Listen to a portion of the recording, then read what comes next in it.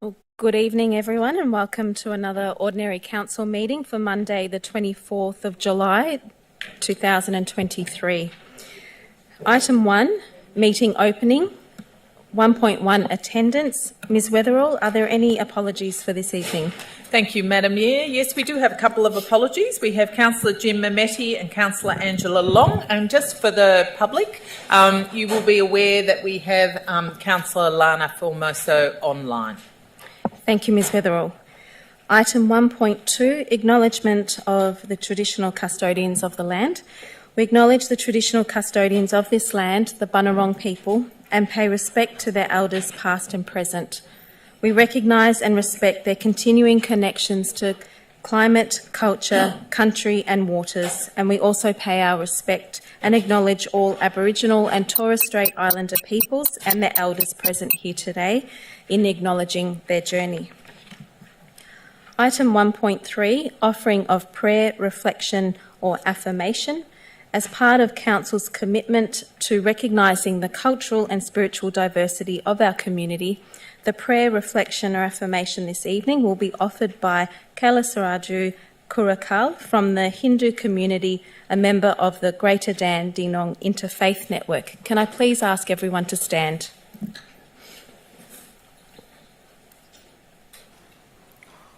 Om Swasti na Indro Vridrasravaha Swasti na Pusha Viswavedaha Swasti na Starshyo Arishtanemihi Swasti no Brihaspatir Dadatu Bhumir Bhumnadhyaur Varinantariksham Mahidva Upaste Deve Vyadidegni Mannada Mannadhyayatade Ayangao Prasniragramedasananmadaram Punaha Trigum Saddama Viraja Divak Padangaya Sasriye Pradyasya Vahadyubihi Asya Pranadava Nadyandascharati Rochana Vyakyanmagi Sassuvaha Yadva Kruddaf Parobhavamanyuna Yadavartya Sugalpamagne Tattavapunastodhipayamasi Yatte Manyuparoptasya Prativimanudatvase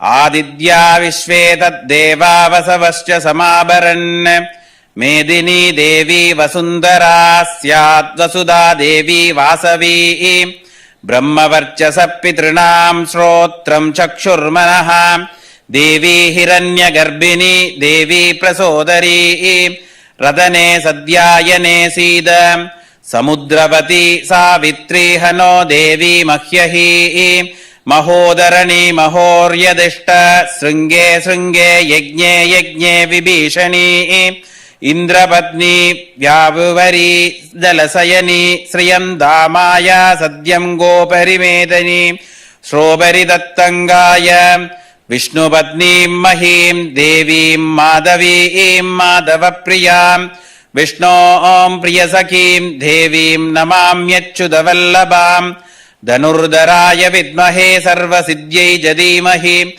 Tannodara Prachodayat. I pray and bless all the people and living beings in this world live happily and prosperously. Thank you. Thank you, Mr. Kurakal. Item 1.4, confirmation of minutes of previous meeting. Moved by Councillor Dart, seconded by Councillor Milkovich. Are there any questions, councillors? Is there any opposition? As there's no opposition, I declare this item carried. Item 1.5, disclosures of interest. Are there any disclosures of interest this evening, Ms Weatherall? No, Madam Mayor, not that I've been made aware of. Okay, thank you. Item 2, Officers' Reports Part 1, 2.1, Documents for Tabling, 2.1.1, Petitions and Joint Letters. Moved by Councillor. Happy to move that, Mayor. Seconded by Deputy Mayor Councillor Formoso. Glad that I can hear you loudly. Are there any questions, councillors? Yes, Councillor Dark, what is your question? Thank you, Mayor. Mayor, my question to the relevant officer, I note the petition that we've received has to do with the petition for the Luna Drive-In, which a resident put forward to Heritage Victoria. And I believe from what I just saw before on one of Councillor Milkovic's laptop that there was a reply, and there was an emails correspondence today with an update. Could I please get an update and just with regards to what the current update is with that? Thank you, Councillor. Mr Jackson, would you like to respond? Through you, Madam Mayor, thank you for the question, Councillor Dark. Yes, I can confirm that Council has recently been advised by Heritage Victoria that a request was made by a community member to place the Luna Drive-In on the Heritage Register for Victoria. Heritage Victoria have come back to us and advised that they have refused that request and will not be pursuing a heritage protection on that site. Thank you. Okay, thank you, Mr Jackson. Any further questions, Councillor Dark?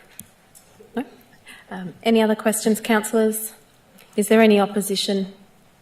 As there's no opposition, I declare this item carried. Item 2.2, statutory planning applications. 2.2.1, town planning application number 7/95, Cheltenham Road, Dandenong. Planning application number PLN 22/0009. Do I have a mover? No. Question. I had a question. So, mover, councillors?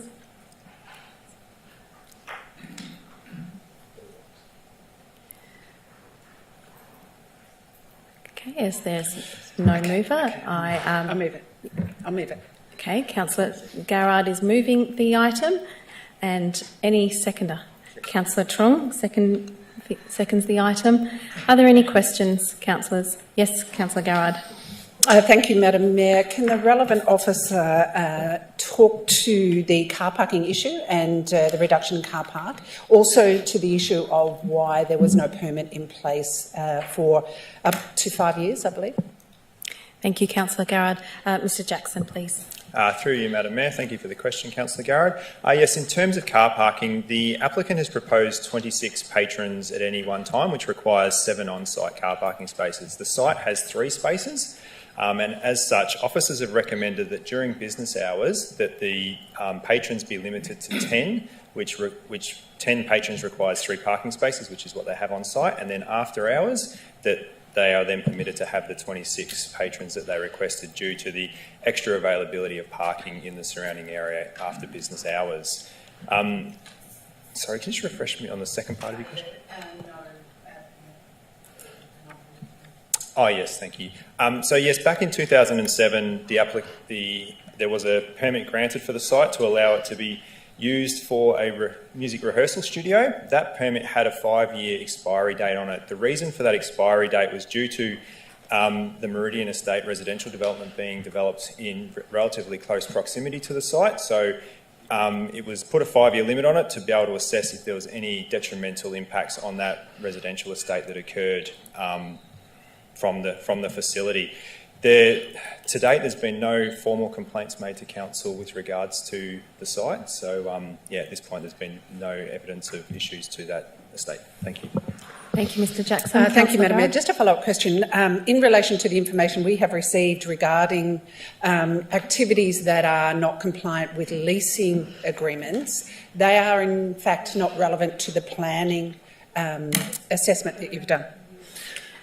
Thank you, Mr Jackson. Again, through you, Madam Mayor. Yes, that is correct. Any leasing arrangements sit independently of any planning permit decisions. There's multiple matters that need to be considered in terms of leases and that, but that issue sits separate to this planning decision to be made tonight. Thank you.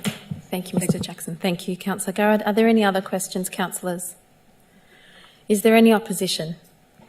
Opposition, Mayor. Okay, Councillor Dark in opposition.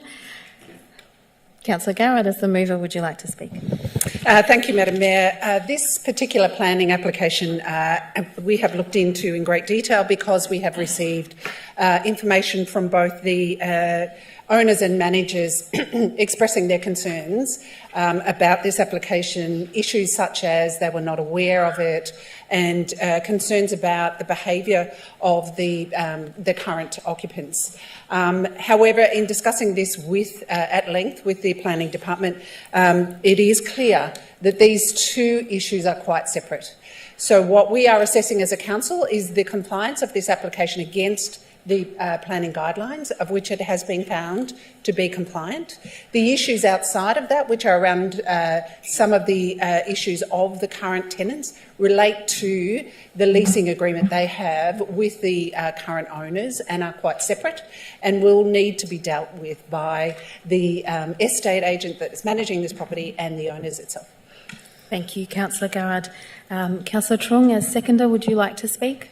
Thank you, Madam Mayor. Do you know, we look at the objector's summary and also assessment summary, then do you know recommendation summary, and do you know the council say very clear that council support this proposal and note of decision to provide the appeal to the objectors to grant and permit issue the contents of the condition to assess out of the recommendation. If the council staff also say that if application was sent to appear to VCAT, is the office views that will be highly likely that the VCAT would also issue the plan permit for this proposal. That's what I support. Thank you, Councillor Trung. Councillor Dark, in opposition, would you like to speak? Thank you, Mayor. Mayor, I rise to oppose this application because this is one of those instances within this council where a town planning application comes up that is not acceptable, not suitable for the area. There is no question that looking at the paperwork, looking at the application that's been submitted, that they have deliberately set out using a consultant, using a specialist town planner who has specialist knowledge within the liquor licensing and liquor businesses to work and manipulate and milk the system to how exactly their requirements that they needed to get their town planning permit. There is no way, absolutely at all, that on a Friday and Saturday night is a venue that is a live music venue that is going to have the consumption of alcohol only going to have 26 patrons. The 26 patrons number that they've put within their permit comes from a calculation that's been done to factor in the square metre rate of that warehouse being 363 square metres versus a requirement with also factoring in their car park permit and their car parks that are available on site. The people and the applicants of this group are clearly aware that this is a situation that is occurring because they took the measure of going on their website, on their social media, of removing photos of events that have been held in this factory where there's been well in excess of 26 people there, well in excess. When it comes to the amount of complaints that have been received, with the last one that Council formally received in 2007, that is something that was submitted to Council via a formal remit. But in a complex of industrial warehouses, where you have a managing agent, it is common knowledge, and it commonly occurs, that complaints are levied to the property manager. They're levied to their property manager saying there's been issues. And I spoke to the property manager, as I'm sure that the majority of councils received correspondence and calls as well regarding the application. And they've made it clear that there are some real systemic issues with this site when there are very late night events being held on the weekend after hours. Between broken glass bottles, alcohol consumption that exceeds the liquor licensing laws, and then also the blockage of drains on the site by the build-up of cigarettes as people have been outside smoking and simply flicking them down the gutter into the drain. There is a lot of issues with this site. And whilst I understand that the applicant has a complex, it's an industrial area, it does only have a small amount of car parks. And to say that after hours that a tenant is not going to be using those car parks is false. You see in many commercial industrial complexes after hours that they park work vehicles there. They park work utes. There's work trucks. There's additional vehicles. In this complex are automotive repairers, and they have to have someone to store the vehicles for those that don't fit within their warehouse. So come a Friday or Saturday night in this complex, there's not any guarantee that there's going to be a huge surplus of cars. In Short Street and Attenborough Street and surrounding areas, there's common enforcement action by this council to deal with unregistered cars. You only need to go down there during the week and see that the council's planning or parking enforcement officers have canaried half a street, as there's a lot of cars that are unregistered and unroadworthy. And these factors, combined with what they've put forward tonight, is something that I cannot support because it puts at risk what is the neighbourhood amenity for that area. And the last thing I want is to agree and then have real issues with the complex, with the amount of patrons attending the site and people next door. And that's why I'll be voting against this. Thank you, Councillor Dark. Are there any other speakers either for or against? Councillor Milkovich, yes? In agreement with Councillor Dark.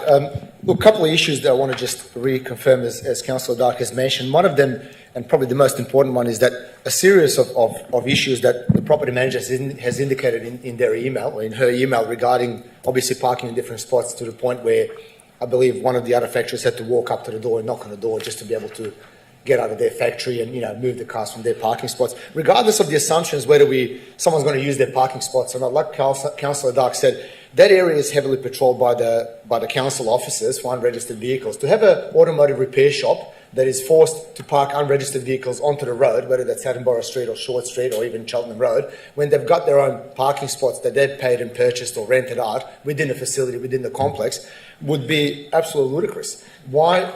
If this particular business wants to run a business where they require more parking space, where they require more patronage, well, they're welcome to rent the factory somewhere else where it is accommodating and where it's actually providing more spaces. And like Councillor Dark says, the whole application, from using the town planners that actually know the laws inside out, everything was done in such a way where it actually really does walk the fine line between what this council will approve and support and what is borderlining not suitable. So to have other tenants at this particular complex held at ransom by anyone for that matter at all, I think it's unacceptable. Also, to make them forced to park their vehicles on the road and be exposed to having those vehicles then towed away. And this is not to mention obviously the issues with noise and cigarette butts and clogged drains. So look, for those reasons above mentioned, and to echo the sentiment of Councillor Dark, I cannot support this application. Thank you, Madam Mayor. Thank you, Councillor. Any other speakers, either for or against? Councillor O'Reilly, thank you. Thank you, Mayor. Well, I think the concerns raised by Councillor Dark and Councillor Milkovich are valid. They've been raised to us by different people prior to us deciding that, and certainly it's fine to state those concerns, but the decision that we make here tonight as a council is on the permit. And realistically, either we approve the permit where we're setting parameters that we can expect and enforce compliance with, or we refuse the permit altogether. So I don't want the use to cease completely, which is what would happen if we refuse the permit altogether. We're restricted with how far we can go with planning permits, and I think what's been proposed in the officer's recommendation is a reasonable set of parameters that are then if the applicant does not comply with those, we can then enforce with compliance action on that. But the other alternative is to refuse the permit altogether, and I don't think that's reasonable. Thank you, Mayor. Thank you, Councillor O'Reilly. Any other speakers? Councillor Tan. Thank you, Mayor. I just want to state on the decision, this is on page 35, so it has a maximum numbers of patrons on a site at any one must not exceed the following. Okay, so one, that's only 10 patrons between 10 a.m. to 5 p.m. That's from Monday to Friday. 26 patrons between 5 p.m. to 12 midnight, Monday to Friday. 10 patrons between 10 to 3 p.m. on a Saturday, and 26 patrons between 3 to 12 midnight Saturday, and 26 patrons between 10 to 12 midnight Sunday. So it's just showing that we're not going to have more than 26 people on a day. Okay, thanks. Thank you, Councillor Tan. Any other speakers who haven't yet spoken? Okay, well, you right of reply is the mover, Councillor Garrard. Thank you, Madam Mayor, and I concur the issues that Councillor Dark has raised are important.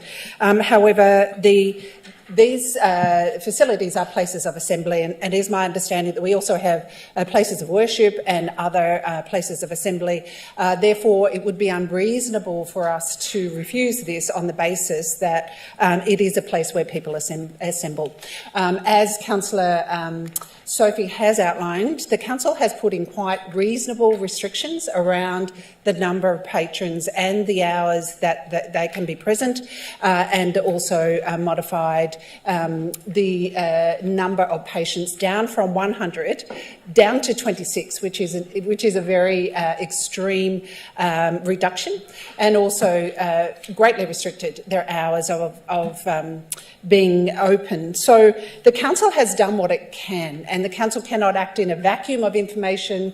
If there have been complaints, that information has not been conveyed to the council. The council cannot make decisions in the absence of information. So given the information we have, and I think the issue of getting the best town planner to write your planning application seems a little, I think if any of us were doing planning applications, we would try and get the best town planner that would help us.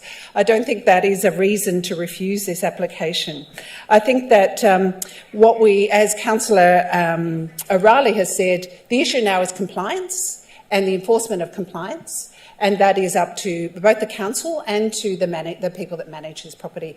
So given that this is compliant with the planning guidelines, given that strict parameters have been put in place, it is now up to the issue of compliance to take a role here. So on the basis of this, there is no grounds to refuse the application, and therefore that is why I'm supporting it today. Thank you, Councillor Garrard. And can I please remind those in the gallery to please turn your phones off? Thank you. So we will now go to vote. And so all those in favour of the motion, please raise your hand. So we've got Councillor O'Reilly, Councillor Trung, Councillor Garrard, Councillor Tan, Councillor Formosa. It's a bit hard for me to see, but I think your hand is up. Is that correct? Okay, thank you. That's correct. Councillor Lim and Councillor Foster. All those against, please raise your hand. Councillor Milkovich and Councillor Dark. So that is, if my maths is correct, 2 against, and we've got 8 for. So that motion is passed. Thank you.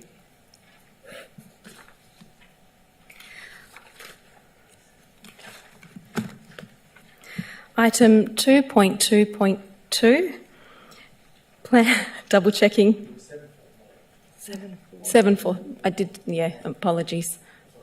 Yeah, my apologies. 7-4, 2 against. Thank you. Item 2.2.2, planning delegated decisions issued June 2023, moved by Councillor Garrard, seconded by Councillor Tan. Are there any questions, councillors? Is there any opposition? As there's no opposition, I declare this item carried. Item 2.2.3, planning decisions issued by Planning Minister's Delegate, June 2023. Moved by... Second that. Okay, moved by Councillor Garrard, seconded by Councillor Dark. Are there any questions? Is there any opposition? As there's no opposition, I declare this item carried. Item 3, question time public. Ms Weatherall. Thank you, Madam Mayor. And our first question this evening is from Misha G of Keysborough, and it concerns a lack of safe crossing in Keysborough. Is Ms G here? No? Madam Mayor, I'll read out her question. Thank you. Why are there no proper crossing lights or lines on Kingsclear Avenue, Keysborough, a 2-kilometre stretch of road with dog parks on either side? It's impossible to cross during peak hour safely with a dog on a lead, children or the elderly. Can I ask our Acting Director, Business Engineering and Major Projects, Mr Craig Chinkagrana, to respond, please? Thank you. Mr Chinkagrana, please. Thank you, Mayor. Yes, look, we appreciate the inquiry regarding the facilities to assist pedestrians crossing Kingsclear Avenue, Keysborough. To this, I'm aware that there are several crossing points that we have provided along this length. Specifically, in addition to the 2 signalised crossings at either end, there are 7 locations along the length that provide pedestrian refuges. These include 3 mid-block refuges and 4 that are provided at the intersection.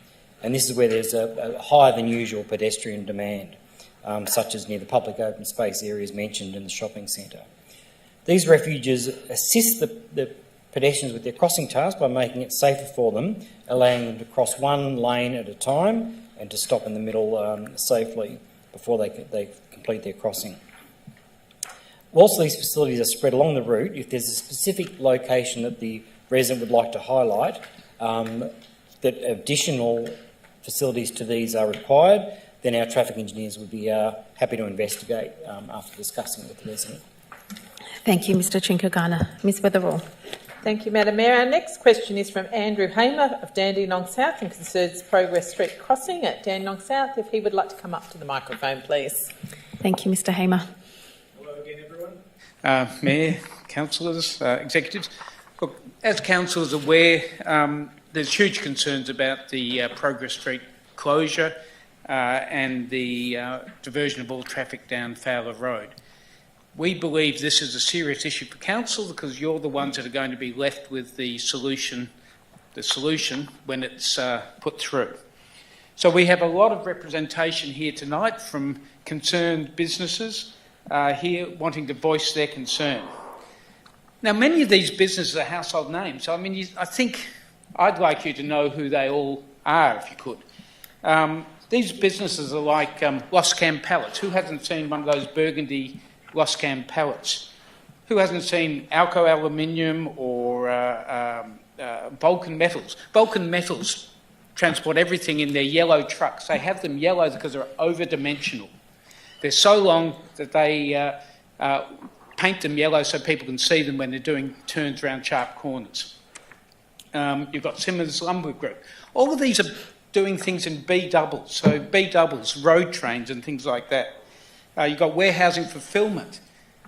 Just about every confectionery and potato chip in Melbourne goes across that Progress Street, down Progress Street. Production Resource Group. They make all the stages for the rock concerts and lights and things like that. They produce them, they pack them up in about 4 B doubles and off they go. And I can't not mention Australia Post there, just a little quiet one that's road trains, all the biggest letter centre in the southern hemisphere, and every letter goes through Progress Street. I've probably forgot a few. I mean, your cranes. I mean, when you talk about a crane for a factory, they're up to 50 metres wide, spanning the whole factory. He has to ship those out and down Progress Street. Now, if we take that down Fowler Road, which is already... So Fowler Road was built to standards in the 1960s. It's just over 9 metres wide and 18 metre reserve. You'll know your current standards are like 12 metre and a 25 metre reserve. The units are small. So you've got 30 driveways with active trucks going into them. And those trucks can't turn. Okay, so it's lots of driveways, very complicated, a lot of fabrication businesses. So whereas people in Nathan Road are there because they have wonderful access straight down Progress Street onto the Princes Highway and the freeway, people in Fowler Road are there because it's a dead end. It's a cul-de-sac at the moment. They can turn their trucks, they can get in and out and not bother too much. But I'm already told by people there that it's chaos getting down Fowler Road now, right? And you try and put 5,200 extra vehicles, the types of vehicles we're talking about, it's a recipe for disaster. Okay. So I've said we all believe this to be madness. Now, we've expressed our concerns to the LXRP, including Cadence Property Group have done a traffic impact study. Australia Post has done traffic impact studies. Both of them are damning. The LXRP have ignored it all. And this is what you're getting back in a year's time, guys. We put a petition to Parliament, 765 signatures that I got in 24 hours from the thousands of people there to Jacinta Allen to say, please put this on hold. That was ignored. So given the behaviour of the LXRP, the community has zero confidence in them not to provide a shoehorn solution that says, yeah, she's all right, it's okay. We just don't believe them. So, in frustration. Oh, I was going to say, for instance, to give you an example of that, they said it was a dangerous and congested level crossing. We went, it's not dangerous. And I went to the Office of the National Railroad Safety Regulator, notably a federal body, and they gave us the safety data for the crossing. Guess what? Not a single incident, and a safety audit that said it was negligible risk. You know, so this is the type of information we're dealing with. They're not providing the information. So I saw Pakenham South Employment Precinct Traffic Impact Study. Now this is wonderful. This is what I'm talking about, where it's got plans, it shows what the road looks like, it does audits of the safety, it shows you what traffic, it does the SIDRA data, it shows everything that I think should go in a traffic impact study. Something we're notably not getting from the LXRP.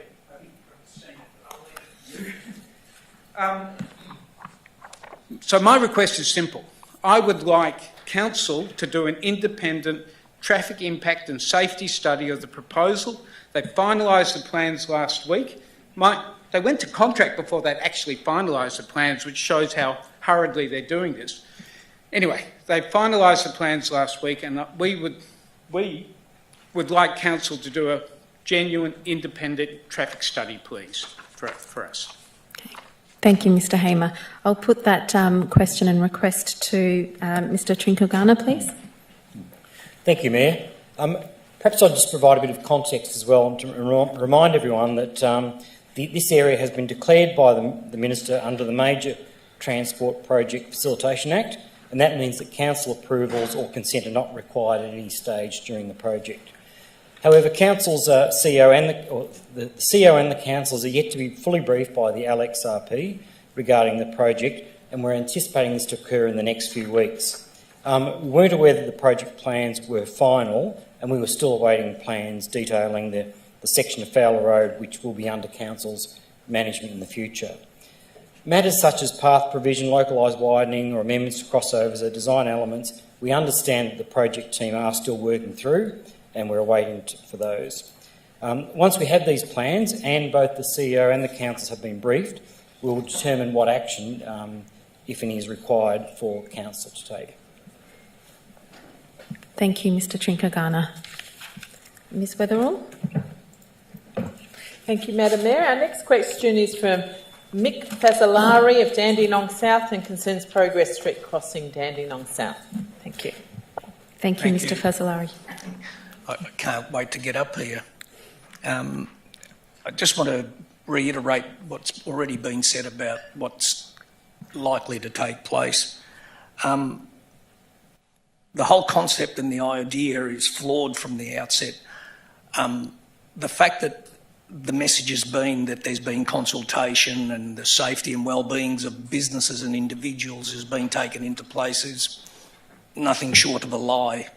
There's 48 businesses in Nathan Road and not one has supported this suggestion, even though it's been asserted by LXRP that the businesses have accepted it and supported.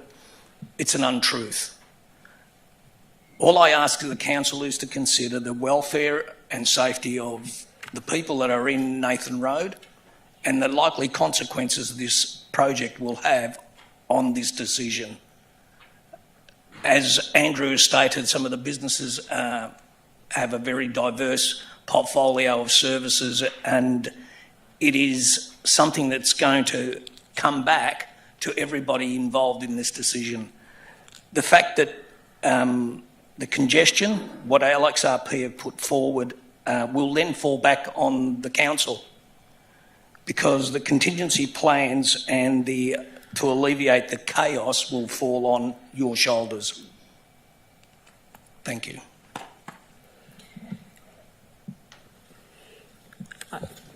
Yeah, I might put that question and that comment to Mr Trinkogana. Thank you, Mayor. Look, I don't have anything additional to add to what I've already said on this. Okay, thank you. Madam Mayor, can I just ask a question about which roads are actual council roads that we're talking about and which have been classified as off-limits for the council in this project? Thank you, Councillor Garrett, for the clarification question. Can I put that to Mr Trinkogana, please? Thank you, Mayor. Yes, both of the roads are under council control, or council roads, but the whole area has been declared by the state government as to being that they don't need our approval to do those works. Can I just clarify? So that means that we can't do anything about this, but we'll have the problem afterwards? Exactly. Is that clarification? Sorry, Is that- Mr. Trinkagana? We have no power to control what's happening there, but we will be consulting, we will be in discussions with them. So we will have some input into that process. Okay. Thank you, Mr. Trinkagana. Councillor Dart, do you have a question? Yeah, supplementary to Councillor Garrett's question to the relevant officer.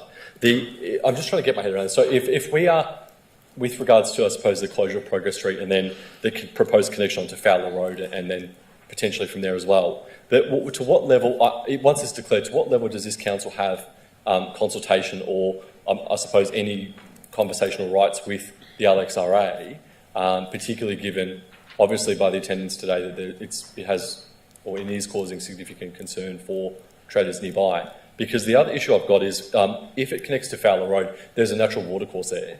And if we're talking substantial amount of B-double trucks, as has been mentioned, carrying steel and other extremely heavy items, what that then also means for our infrastructure if then we're going to be dumped with a bridge that potentially hasn't been built to withhold or the capacity of a couple hundred trucks a day coming and going. Thank you, Councillor. Mr. Trinkagana, please. Thank you, Mayor. Look, I'm not aware of any compensation mechanism that we'd have access to as part of that. Okay. Thank you, Mr. Trinkagana. Okay.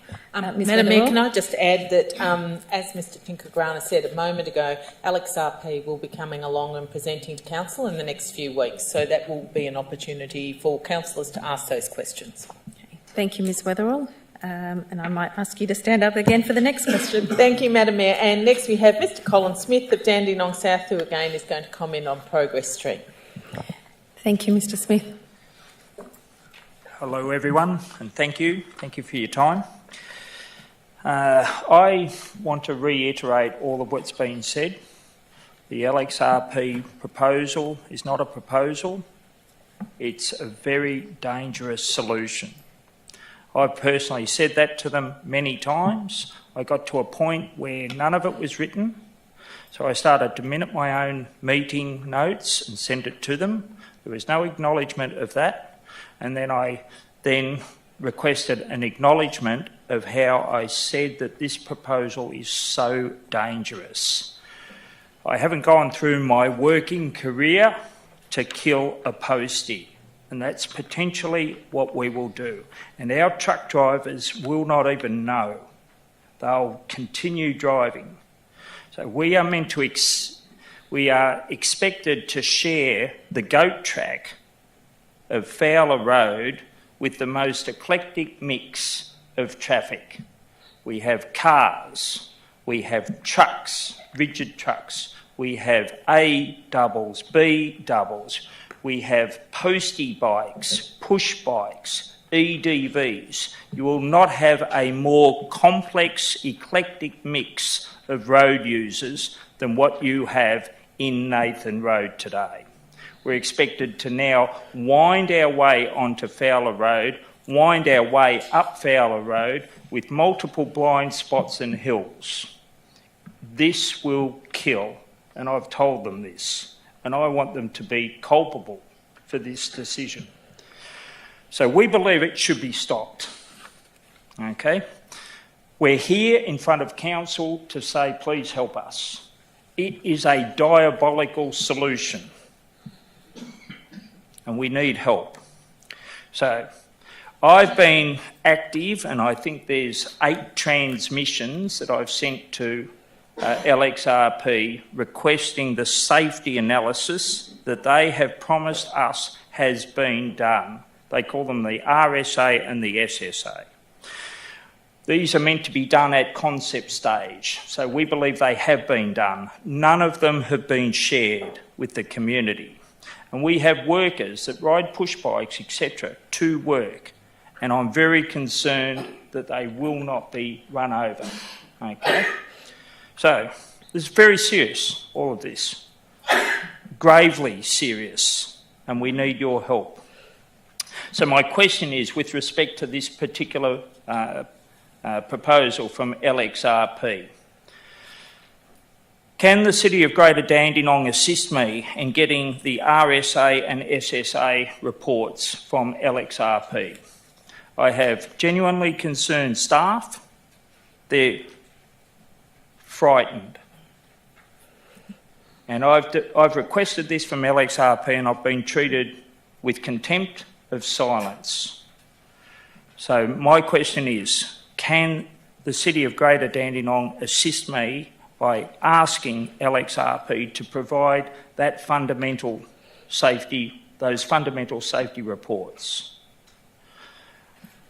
We, like everyone has said, believe that LXRP are not honest in their approach, and the deferral of this information is perhaps a demonstration of it. And this cannot commence until we've got both the RSRA and SSA reports on both the final proposal and, what is even more dangerous than the final proposal, is the temporary detour arrangement to create the final proposal. And I don't know whether any of the discussions between City of Greater Dandenong have addressed both of those elements, but we are expected to potentially punch 1 million vehicles out of Hallam Valley Road without traffic lights over a 6-month period. That's what the quantity of traffic in Nathan Road will produce in a 6-month period. I've been told by LXRP that it's just temporary, and I've said they'll kill in the first hour. So I request that information, please. Okay, thank you, Mr Smith. I'll put that to Mr Trinkagana. Thank you, Mayor. Yes, that's a question we can ask at the briefing if we can have access to those audits. Thank you. Councillor Garrard, you've got a clarification question? Just a clarification. Does the council have the right to ask for that information and publish that information? And secondly, is it the council's role to provide a traffic assessment report into this process? Thank you, Councillor Garrard. Mr Trinkagana? Thank you, Mayor. Yes, we can ask for that information. I suppose we can't insist on it. And no, it's not our role to... we don't have a role in assessing that directly. Okay, thank you, Mr Trinkagana. Ms Weatherall? Thank you, Madam Mayor. Our next question is from Lance Hammond of Dandenong South concerning Progress Street crossing. Thank you, Mr Hammond. Thanks very much for having us. I can only reiterate what everybody else has basically said. The whole proposal is a disaster. I think at the moment we've got a government that's bailing out of an Olympic contract for $1 billion. This is going to cost hundreds of millions of dollars for nothing. It's just so dangerous, it's ridiculous. Like the others have said, all these people that are in Nathan Road and Fowler Road employ thousands of people that are going to be exposed to this risk. And in the end, and I respectfully sort of disagree, my understanding was from last time, the day or so after, or a couple of days after that we had meetings, they declared it without even doing anything. So all the work should have been done before I even got that far. So my question is, the planned rerouting is going to have significant impact on the values and costs of the businesses in Nathan Road and Fowler Roads. Rough estimates are in excess of $20 million a year. Will Council get a proper independent cost and value impact study completed to enable our businesses to know where we're going and what we're going to be up for? And hopefully this thing doesn't get up and running. Thank you. Thank you, Mr Hammond. Mr Trinkagana, please. Thank you, Mayor. We have no plans to undertake that economic evaluation, but these are things that we can discuss at the briefing we have with LXRP. Okay, thank you, Mr Trinkagana. Ms Weatherall? Thank you, Madam Mayor. Mr Smith did have a second question, so can I just ask him to come back up, please?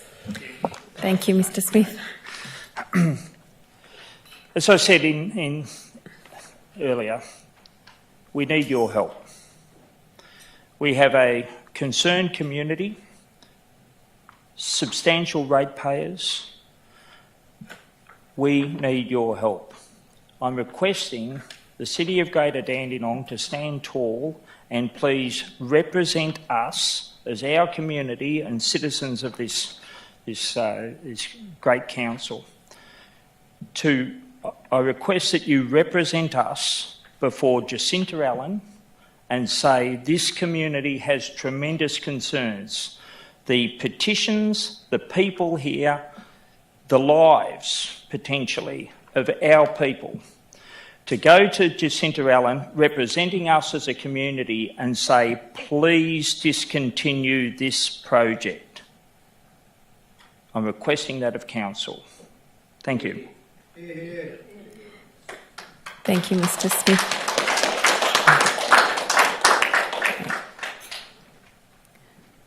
Ms Weatherall.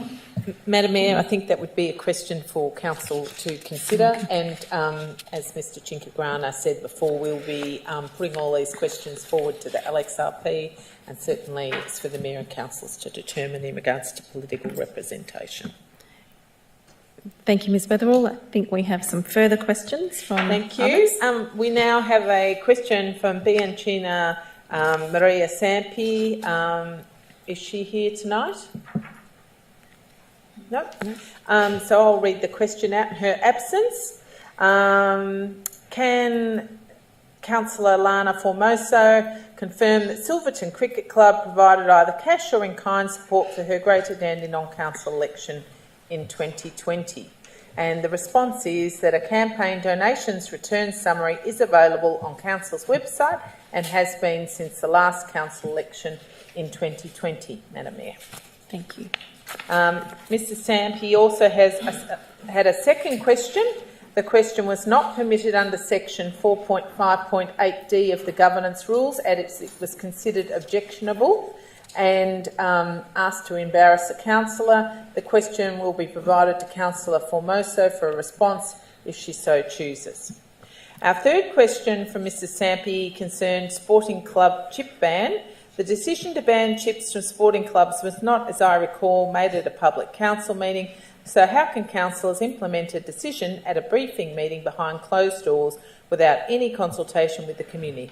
Can I ask our Director Community Strengthening, Peter Gillies, to respond, please? Through you, Madam Mayor. Thank you. And thank you, Maria, for your question. While I'm unsure where the message has come from about a ban on chips or any fried food, for that matter, I can confirm it's simply not the case. Council have not banned deep-fried foods or food of any type at sports clubs. If the question relates to the safety-related restrictions placed on benchtop deep fryers back in 2019, I can confirm that officers continue to work and be available to assist the 5 clubs remaining with their transition to suitable air fryers. Thank you, Ms Gillies. Ms Weatherall. Thank you, Madam Mayor. Our next question is from Mr Philip Lamaro of Dandenong and concerns parking infringements in Dandenong. His question is, can Council advise how many parking infringements have been issued on Lonsdale Street, Dandenong in the first 6 months of 2023? Can I ask our Acting Director, City Planning, Design and Amenity, Mr Jackson, to respond, please? Thank you, Mr Jackson. Through you, Madam Mayor, and thank you for the question, Philip. I can advise that Council's parking team continue to educate and enforce parking restrictions in the many areas in and around the Dandenong Central Business District. Parking is important to residents, businesses and visitors who utilise the many services within Greater Dandenong, and Council recognises the needs of the whole community must be considered when managing parking. In the first 6 months of 2023, Council officers have issued over 2,000 infringements in Lonsdale Street for offences of no ticket purchased and parking in a disability bay without a permit. Council officers will continue to educate the community on the benefits of time parking where space is limited in our activity centres such as Dandenong. Thank you. Thank you, Mr Jackson. Ms Weatherall. Thank you, Madam Mayor. And our last question, also from Mr Philip Lamaro of Dandenong, concerns the council car park in Dandenong. The council-owned car park on the corner of Clough Street and McRae Street in Dandenong. This car park is opposite the Dandenong Market and backs onto the Palm Plaza and the Palm Plaza Walkway. This car park is in central Dandenong, has been owned by council for many years. Currently, it's a concrete car park without a single tree planted in this area. Being such a large concrete area with no tree canopy in central Dandenong. It's very unattractive and will become a hot area in summer. When did council buy this land? Why has council not improved this car park with trees and curbing like other council car parks in Granty Dandenong have? Can I ask our Acting Director, Business Engineering and Major Projects, Mr Chinkagrana, to respond, please? Thank you, Mr Chinkagrana, please. Thank you, Mayor. Council purchased this property, which is known as 22 to 28 Clough Street, Dandenong, in 2002. The car park was purchased as a future strategic development site. The gateway location between two of our biggest activity generators, which is the Dandenong Market and the Dandenong Plaza Shopping Centre, warranted this land to be redeveloped as a mixed-use, multi-level development in the future. Tree planting is, however, proposed along the Clough Street edge to this car park, and this is pending the completion of other priority locations in accordance with the broader Central Dandenong tree planting plan. Thank you, Mr Chinkagrana.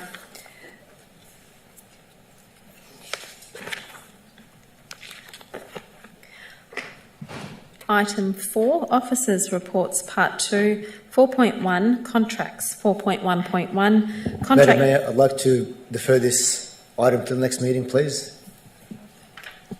Yep. So is that seconded by anyone? I'll second that. Okay, so moved for a deferral by Councillor Milkovich, seconded by Councillor Dark. Is there any opposition? Sorry, are there any questions about I got a question. Yes, Mayor. Councillor Tan. Just through you, Mayor, I just want a quick question regarding to the actual costing to the relevant officer, because I know on page we do receive a grants from the state as well. Just want to confirm this amount, including the 200,000 that we receive. Okay, thank you, Councillor Tan. Mr Chinkagrana. Yes, Mayor, the budget for this project does include the grants that we've received for it. Yes. Thank you, Mr Chinkagrana. Are there any further questions? Sorry, Can I ask the reason for the deferral? Yes, Councillor Just want to Milkovich. defer. I've read through some of the details within the tendering process, and I'd like some items clarified in regards to which are in confidential part, clarified with the officers between now and the next meeting regarding the decision, how it came about. That's all there is. Just a bit of concern regarding some of the details in the contract. Just point of clarification, so you're saying some of the details are not available to us right now? That's your point of concern? Point of concern is that I've got some items that I've looked through that I'd like confirmed before we award this contract to this particular contractor. That's all there is. We'll see what happens. Madam Mayor, can I just suggest if there's questions, we perhaps could put them in confidential business to discuss, because I am concerned otherwise we will delay the project even further. Thank you, Ms Weatherall. Councillor Milkovich, would you like... No, I'd like it deferred, please. It's only a matter of a couple of weeks, and like I said, it is a big contract and it's an important one. I want to make sure we get it right and questions are answered. That's all there is. There's nothing else. Just some further clarification, Madam Mayor. Thank you. Okay, thank you. Can I just clarify how long the deferment is for till the next meeting, or what is the next till the next meeting? Okay. Councillor O'Reilly, did you have a question as well? Okay. Question, thanks, Mayor. What's the impact of deferral in regard to our obligations to the tenderer and so on? Question to the officer. Thank you, Councillor O'Reilly. Mr Chinkagrana? Thank you, Mayor. I could check with the contractor, but I think if it was only deferred one council cycle, they would hold their price as tendered, given how quickly we've got to this stage. So I think we'd be confident in that price being held. Okay, thank you, Mr Chinkagrana. Are there any further questions, councillors? Is there any opposition to this deferral? No? As there's no opposition, then I declare the deferral carried.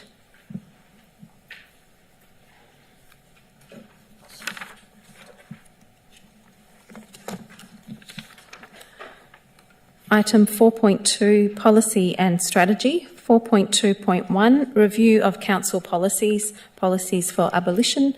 Is there a mover? Moved by Councillor Garrard, seconded by Councillor Lim. Are there any questions, councillors? Yes, Councillor Garrard. Thank you, Madam Mayor. Can the relevant officer assure us that all of the policies that are being disregarded have been strengthened and otherwise incorporated in existing and updated policies? I thought so. Ms Roberts. Thank you, Councillor Garrard, for the question. I can assure you that all of the details in all of those policies have been incorporated in new documents now. I can't rattle off those new documents, but there is some detail in the report. Thank you, Ms Roberts. Are there any further questions, councillors? Is there any opposition? As there's no opposition, I declare this item carried. Item 4.3 Other, 4.3.1 Positive Ageing Advisory Committee Membership Endorsement, moved by Councillor Tan, seconded by Councillor Garrard. Are there any questions? Is there any opposition? As there's no opposition, I declare this item carried. Item 4.3.2 Draft Minutes of Disability Advisory Committee Meeting 19th June 2023. Moved by Councillor Tan. Seconded. Second that. Seconded by Deputy Mayor Councillor Formoso. Are there any questions, councillors? Is there any opposition? As there's no opposition, I declare this item carried. Item 4.3.4 Draft Minutes of Arts Advisory Board Meeting 13th of June 2023. Moved by... Come on, councillors. Moved by Councillor O'Reilly, thank you. Seconded by... the draft Springvale Community Hub. Councillors, do I have a seconder? I have a question. Okay, Sorry, but do you want to second it, or I just need to second? Are you looking for a seconder? I don't want to second this. Okay, a seconder. I don't want to second this. It's Community Hub Committee. It's the Arts Advisory Board meeting. We're on 4.3.4. No? Have I skipped something? I've skipped something. My apologies. 4.3.3. I thought that I was wondering why is it not in my folder? There we go. Wasn't tabbed. My apologies. I shouldn't believe the tabs that are in there. 4.3.3 Draft Minutes of Springvale Community Hub Committee Meeting. All right, 14th of June 2023. Moved by Councillor Lim. Seconded by? Better second that, ma'am. Seconded by Deputy Mayor Councillor Formoso. Are there any questions? Councillor Garrard. Madam Mayor, can the relevant officer assure us of the accuracy of these minutes? Okay, thank you, Councillor Garrard. Ms Gillies. Thank you, Madam Mayor, and thanks for the question, Councillor Garrard. The minutes are in draft form. My understanding is that they do represent the meeting, but subsequent to these minutes in this meeting, there's been further discussion around the governance in terms of the terms of reference and the positions as they relate to, I believe, the Chair and the Deputy Chair. And also that it specifically mentions in these minutes that the minutes from prior were not endorsed by the committee. That was because it was a new terms of reference and new members of the committee, so they preferred not to be reviewing minutes from a meeting that they were not present for. Thank you, Ms Gillies. Ms Garrard? Subsequent question. Garrard? Could I have my question answered? Was the officer present at this meeting, and can she assure us of the accuracy? Can I have a response to those two questions? Okay, Ms Gillies. Through you, Madam Mayor, no, I wasn't present at the meeting. No, I was not present at the meeting. There were officers present at the meeting. And yes. Okay, what was the second part, sorry? Do you want to sit down so I can ask my next question? Garrard. So I understand that nobody that was present at this meeting have endorsed these minutes. Is that correct? Ms Gillies. My understanding is that all of the minutes that come to council are draft minutes. They're quarterly meetings and they've come through out of cycle. Have I got that wrong? Yeah, Ms Roberts, if you can clarify.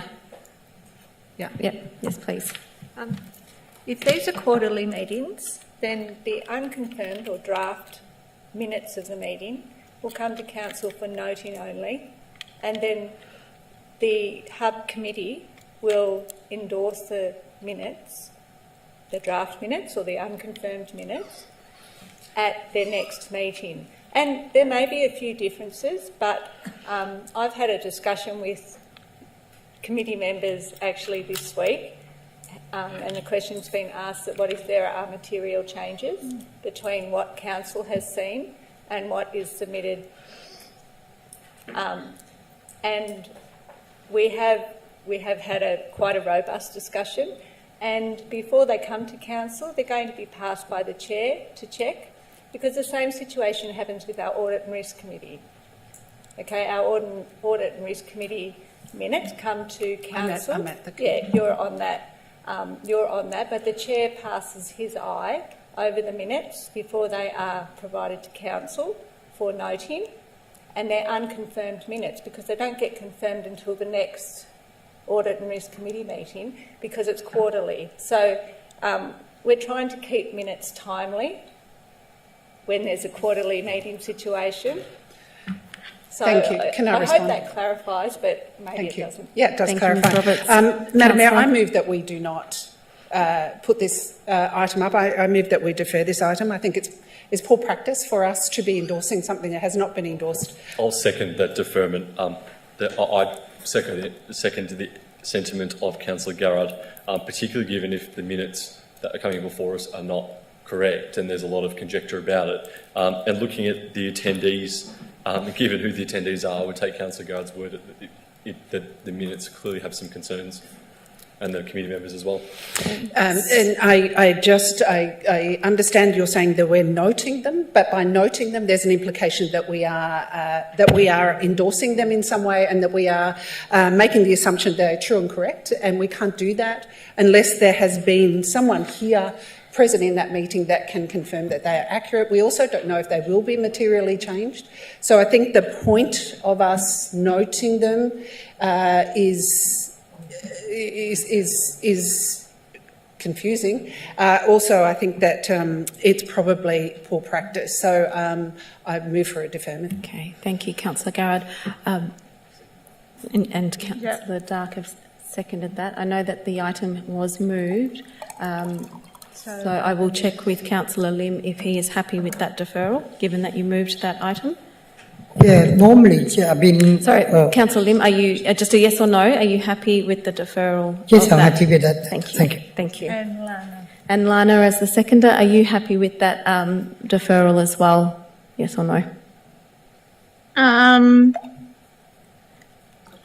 Not particularly.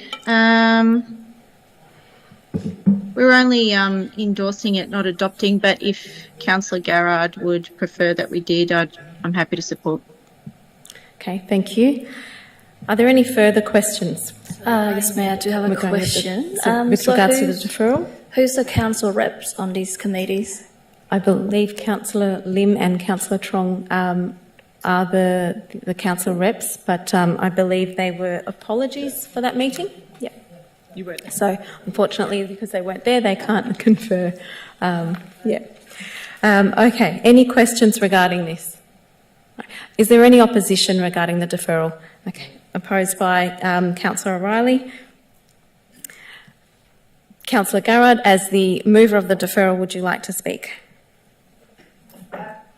Madam Mayor, just to reiterate that I think that we, as councillors, need to be sure that what we're endorsing is accurate and has been confirmed, and I think it is poor practice for us to do that. I think it's unwise, and also I think that I don't understand the governance rules that actually allow that, and I wasn't aware that other minutes where a councillor wasn't present, that is our practice, and I think it is concerning if there are material changes and we have endorsed that, then it will be implied that we have endorsed those material changes without being aware of them. So I think it is unwise and poor practice. So that is why I want to defer them.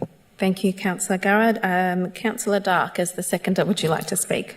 Thank you, Mayor. Mayor, I echo the sentiment of Councillor Garrard, and I understand exactly where she's coming from, and it does raise questions, as I was just thinking then, about the amount of draft minutes that certainly I've voted, moved and seconded, and whether those minutes actually reflect what we've seen and what is actually finalised, I actually have real concerns, because this council is basically the top of the organisation, and any community group or consultative group that is in place that does meet are appointed by resolution of this council, and I think it's important that minutes accurately reflect what is being said, and if that means that the Governance Directorate should potentially look at, and this council should look at no longer proceeding with draft minutes, I think makes a very wise decision. Looking through and understanding just from what has been said, and I'm not across all the detail, I think that the item being deferred until the matters are since clarified, particularly if the members who attended have raised significant concerns about what is being presented to this council tonight, then I would say that that's a phenomenally large cause for alarm, because what it then potentially does is opens us up saying that we are endorsing something that's been put together. I wasn't there, I'm not on this group, and we're expected to note something that is completely inaccurate. And I think that's a substantial governance issue that needs to be addressed, and that's why I agree with the deferral until it's been ratified. Thank you, Councillor Dark. Councillor O'Reilly, as the first opposition. Thank you, Mayor. Well, reluctantly, Mayor, I'm going to waste time objecting to other councillors wasting time in this meeting, Mayor, because we're just seeing, firstly, a tender being deferred for what we got no idea why, apart from, one councillor has some questions that have come up at the last minute when we've had the documents for over a week, and now we're deferring noting, not endorsing, we're deferring noting. Councillors are not expected to be able to verify the accuracy of all the reports and minutes that we note. We're just noting them. And now we're deferring this as well when we've been explained to by our governance officer that this process is completely normal, that we note, and then if there's corrections to the accuracy, then the relevant body, in this case the committee itself, can discuss and make corrections to the accuracy. So I just think this council's handballing decisions when it doesn't need to, and then now, and then later on in the meeting we're going to have an urgent motion on some, again, no substantive issue at all. So I'm just seeing a trend that is quite concerning me. We're elected to make decisions and follow due process. Thank you. Thank you, Councillor O'Reilly. Are there any other speakers either for or against that would like to speak? Okay, so we go to the right of reply. Councillor Garrard, for your deferral. Right of reply. I'm saddened that Councillor O'Reilly is not concerned by governance issues. I personally am. I think that it is very important that if a motion or an item is put up, that we know that it is accurate and that we are, whether noting or endorsing, we are noting or endorsing accurate minutes. And that whilst there is no person that can confirm the accuracy of these minutes, we also cannot confirm that they will not materially change, and my understanding is there may be quite substantial material changes to that, and they are important issues that will be raised, and therefore I am personally very committed to making sure that governance of the higher standard is followed in this, and I'm disappointed that Councillor O'Reilly feels that that's a trivial issue. However, that's for him, and I congratulate and thank Councillor Duck for supporting me in making sure that our council governance processes are robust and what I think the community would expect. Okay. Thank you, Councillor Garrard. So we will take the deferral to a vote. All those in favour of the deferral of this item, please raise their hands. Pardon? So all those in favour of the deferral, please raise your hands. So we've got Councillor Garrard, Councillor Tan and Councillor Dark. All those against the deferral, Councillor O'Reilly, Councillor Trong, Deputy Mayor Councillor Formoso, Councillor Lim and Councillor Foster. Just point of order, ma'am. We have one councillor out of the room. Should we wait for him to return? It's noted that Councillor Milkovich has left. He's out of the room, so he's not considered. So we have 3 in favour of deferral and 5 against deferral. So I note that this item is lost. The deferral item is lost. We will return back to the substantive motion of the draft minutes of the Springvale Community Hub Committee meeting, 14th of June 2023, moved by Councillor O'Reilly, seconded by Councillor Lim. Are there any further questions? I think we've covered questions. And is there any opposition? Okay. Councillor Garrard. Councillor Garrard in opposition. All right, let's do this again. So can I ask the question? Yes. Well, we've passed that. My apologies, Councillor Tan. So the mover, please, would you like to speak? Yes, Councillor O'Reilly, as the mover. Sorry for spending time on this, Mayor. If we are deciding motions based on zero evidence that anything is wrong, then we might as well pack up and go home. Because anybody in this chamber could say, I don't like this item, or I've got questions on it, even though I've had the agenda papers for around about 10 days, and at the last couple of minutes, there might be something wrong. I don't have any evidence of that, but there might be, so let's kick the can down the road till the next meeting. So we've got to decide as a council if we're actually going to move forward or just bob up and down like the seniors aquatic class at Dandenong Oasis. So we're elected to make decisions. Let's just move forward. Thank you, Mayor. Thank you, Councillor O'Reilly. And Councillor Lim as the seconder. Yep. Would you like Thank to you. Like Councillor O'Reilly said, if every minute we keep scrutinise it, we keep looking into it, I don't think we're going to do anything at all in this council. Just something we have to trust the committee, their decision.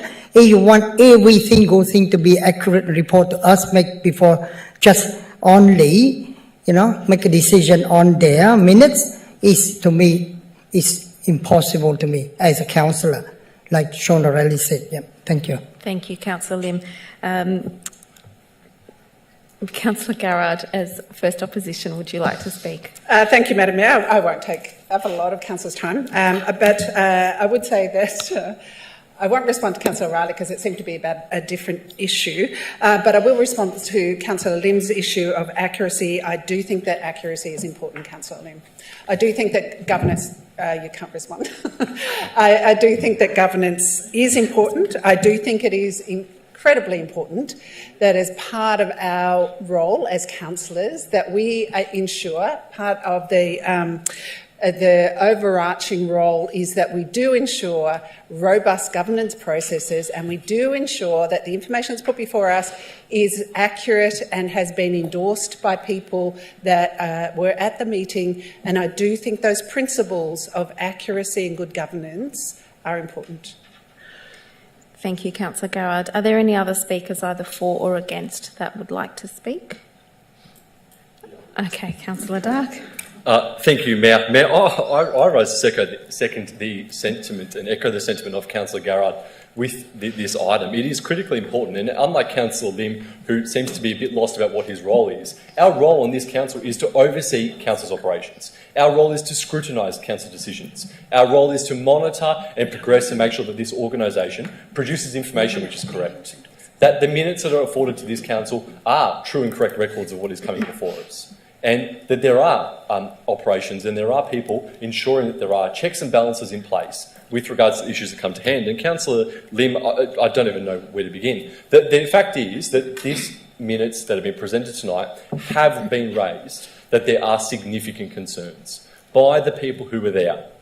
And Councillor Garrett has raised those as significant concerns. Given that 3 members there are Cardco members of the Greens, and it looks like a Greens branch meeting, I'll take Councillor Garrett's word for it any day of the week.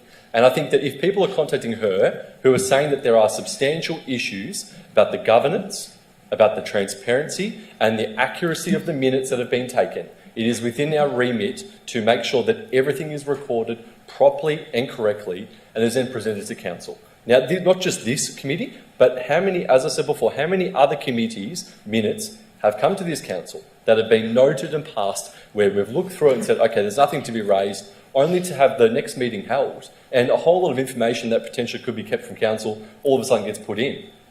We've seen what happens when policies and procedures, when transparency isn't provided, and we've seen with the media coverage this weekend when things don't always go to plan, when things end up in the media, when old policies flare up because of wherever it was that originated. It is critically important for the governance of this organisation that the councillors who are voting, who are recognising the minutes coming before us, are a true and accurate reflection. And to take anything less is embarrassment. It is a massive flaw of the governance of this organisation, and it is something that needs to be addressed, certainly if not tonight, in the near future. Thank you, Councillor Dark. Are there any further speakers that haven't yet spoken? So I will put this item to a vote. All those in favour of the substantive motion... oh, my apologies. Sorry. Normally we breeze through these items. Yes, Councillor O'Reilly, you are right. Right of reply. Thank you. Thank you, Mayor. Well, there's been no facts or evidence brought to councillors that there is any problem with the minutes that we are again not endorsing. We are merely noting. We cannot endorse them because we were not at the meeting. So we are just seeing them in our agenda and we are noting them. Now, you know, I am sure that the Springvale Community Hub Committee will be overjoyed. Sorry, Councillor O'Reilly. Point of order. Please be seated. I draw your attention to the recommended summary that this report be noted and endorsed by Council. Okay. The actual recommendation is only noted. It's actually... Sorry, Ms Roberts, did you want to clarify that, please? The actual recommendation, if you go to the actual recommendation, I believe it only says noted. So on page 149.9, recommendation that Council notes the draft minutes of the Springvale Community Hub Committee meeting as provided in attachment 1 to this report. So the recommendation summary is a little to note and endorse, or just to note? The recommendation is a recommendation summary, and it does say notes and endorse, but the recommendation, which is what you're deciding on, actually only says notes. So it's Just confusing. So yes, it is confusing, Yeah, just obviously, but the recommendation is only that you note. But just for clarification, because I've always read it that the summary is the recommendation that has been passed. Whilst we've got the recommendation summary item 2 and the recommendation item 9, on page 146 with the recommendation summary, given that it states to be endorsed, is that an error from the governance department, or is that... No, that's just a recommendation summary is not a recommendation that councils endorse. The recommendation at the end of every report is what you are endorsing. Okay, the recommendation summary is something the report author puts at the front of the report, so you know generally what the recommendation is about. So the report author, which isn't the governance group for this particular report, has said notes and endorses. Okay, it's got through to the agenda that the actual recommendation is only that the report be noted or the minutes be noted. Thank you, Ms Roberts. I know that does make it confusing. You will know that we're actually working on new report templates at the moment, and I have actually changed that recommendation summary. So moving forward, I've noticed that anomaly, so it has been Thank changed. you, Ms Roberts. So just a point of clarification, Madam Mayor. So Councillor O'Reilly's assertion that we're not endorsing them given that it says in the wording endorse and note is not accurate. Is that what you're saying? Ms Roberts? What I'm saying is that the recommendation summary is just something at the start of a report, like an executive summary, to give councillors an idea about what the recommendation is about. What you are actually resolving is at the end of the report under the bold heading recommendation. And sometimes councillors change that. You know, they add words, they add paragraphs. So the officer's recommendation at the end of the report is what you either endorse or change or resolve on. And that actually says that council notes.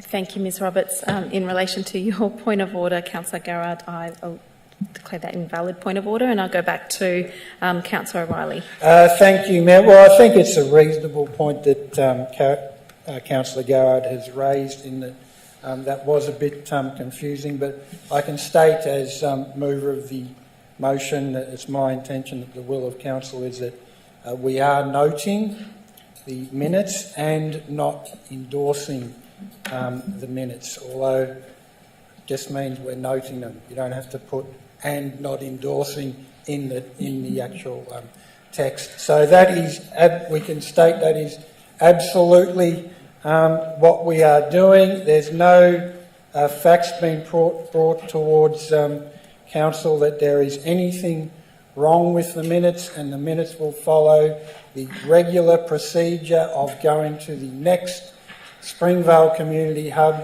meeting, which they might be quite curiously surprised to hear of this particular debate, and they will then go through their process of endorsing the accuracy of the minutes. Thank you, Mayor. Thank you, Councillor O'Reilly. We'll now take this to a vote. So all those in favour of the substantive motion, please raise your hands. So this is in favour of the motion of the approving or noting the draft minutes of the Springvale Community Hub Committee meeting. So all those in favour, please raise your hand. Councillor O'Reilly, Councillor Trong, Deputy Mayor Councillor Formoso, Councillor Lim, Councillor Foster. All those against, please raise your hand. Councillor Garrard, Councillor Tan, Councillor Dark and Councillor Milkovich. So that is 5 for and 4 against. So I declare this item carried. We can move on to the next item now. Yes, Madam Mayor, can I just Councillor raise a Garrard. point of order that just for the public minutes and future minutes that we can have endorsed, taken off any public record around this? Thank you. So to have the word endorsed taken off the summary Public record recommendation. That's noted. Sorry. Not endorsed as noted. All right. We are up to item 4.3.4, draft minutes of the Arts Advisory Board meeting, 13th of June 2023. Please don't tell me we're going around in a merry-go-round circle, because moved by Councillor O'Reilly, seconded by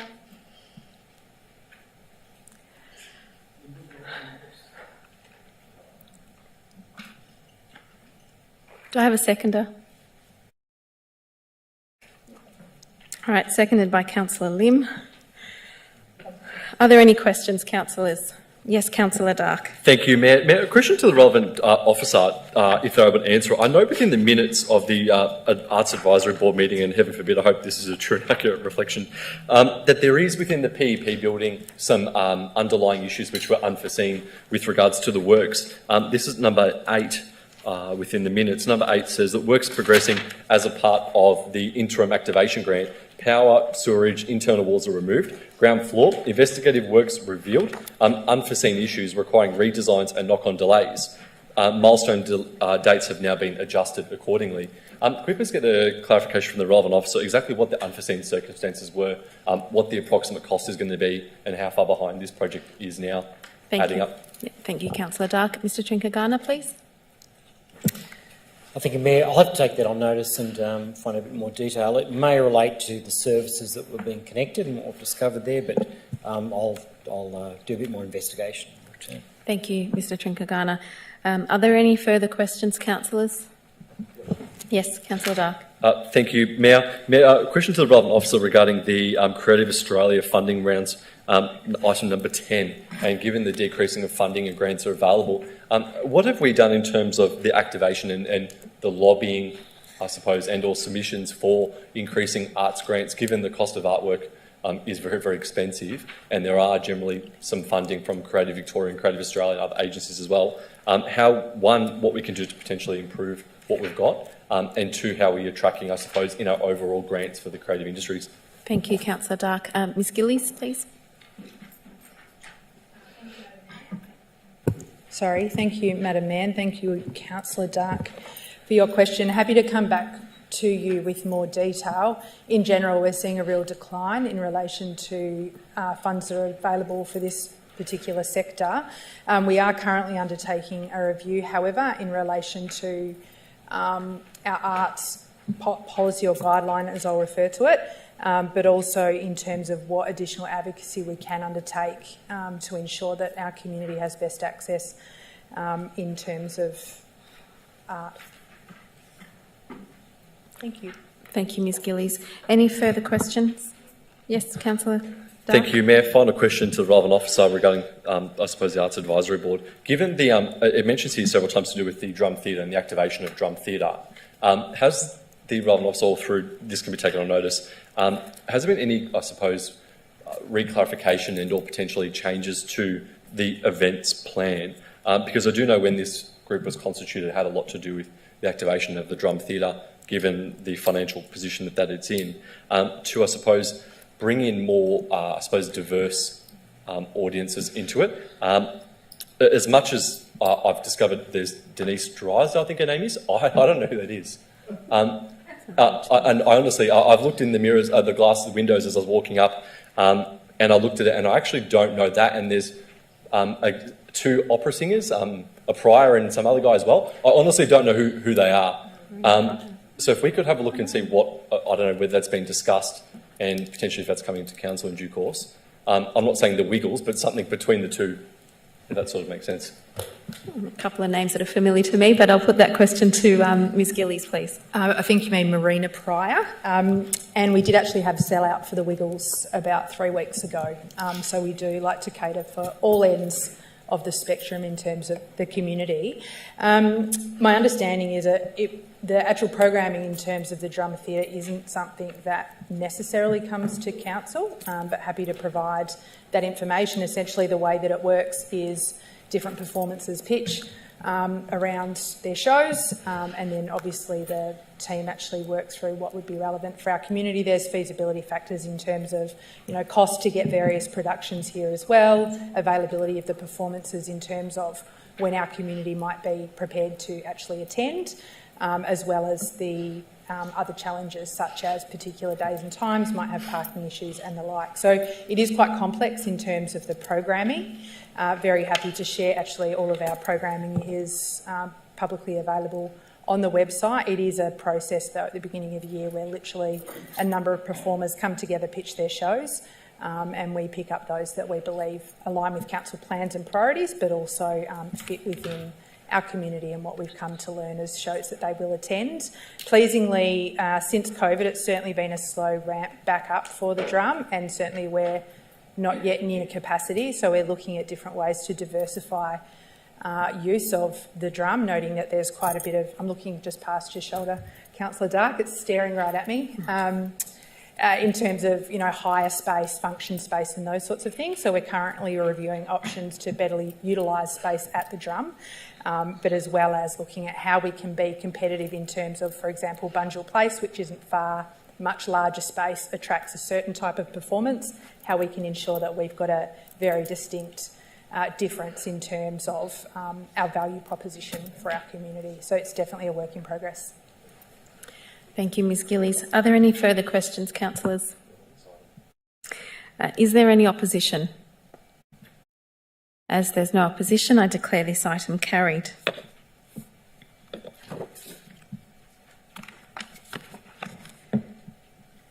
Item 4.3.5, draft minutes of Positive Ageing Advisory Committee meeting 8th of June 2023. Moved by happy to move it. Moved by Councillor Tan, seconded by Councillor O'Reilly. Are there any questions, councillors? Is there any opposition? As there's no opposition, I declare this item carried.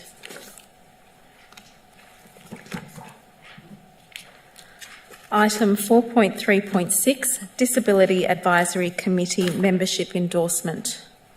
Moved by Councillor Garrard, seconded by Councillor Dark. Are there any questions, councillors? Is there any opposition? As there's no opposition, I declare this item carried. Yes, Councillor Dark, would you like to speak to this item? Yes, thank you, Mayor. I just wish to congratulate Lisa Ashton on her appointment to the Disability Advisory Committee. Lisa is currently working for the Family Violence and Disability Practice Leader at Ways, which is just down the road. She brings to the committee experience, particularly in the intersections of family violence and other groups as well. So I think she'll be a very, very good fit into this community, into the committee, and will actually contribute some exciting things. So I'm looking forward to seeing what she comes up with. Likewise, thank you, Councillor Dark. Item 4.3.7, Audit and Risk Committee Charter and Self-Assessment Survey. My apologies. Moved by Councillor Garrard. Seconded by Councillor Trung. Are there any questions, councillors? Yes, Councillor Dark. Thank you, Mayor. Mayor, just to the relevant officer regarding the Audit Advisory Committee, I just want to confirm that the remuneration levels for the external members are actually, I suppose, in line with what other councils are offering. The reason being that this obviously is a critical group or consultative group that does oversee a lot of things to do with the council. And I just want to make sure that we are actually remunerating our people effectively and at the right rate to make sure we get good results. Thank you, Councillor Dark. Ms Hanson. Through you, Mayor. Thanks, Councillor Dart, for the question. So, yes, this report does propose an increase.